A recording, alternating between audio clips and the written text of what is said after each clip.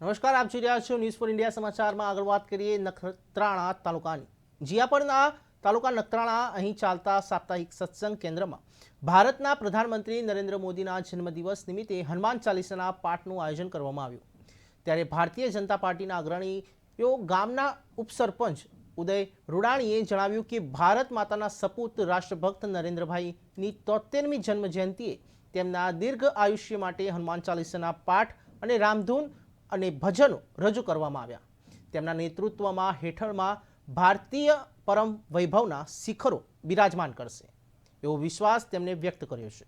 ત્યારે આજના કાર્યક્રમમાં કવિ પંખી મગન ચોપડા, કૃષ્ણકાંત પંડ્યા, નરેશભાઈ અમન, ખીમજીભાઈ, નરસિંહભાઈ, લખમસિંહ, પ્રવીણભાઈ ચોપડા, રામજી યાની, મગનભાઈ રામજી, રવજીભાઈ પોકાર, દેવાંગભાઈ ડાયાભાઈ વગેરે મોટી સંખ્યામાં હાજર રહ્યા. ત્યારે વ્યવસ્થા મગનભાઈ ચોપડાએ સંભાળી હતી.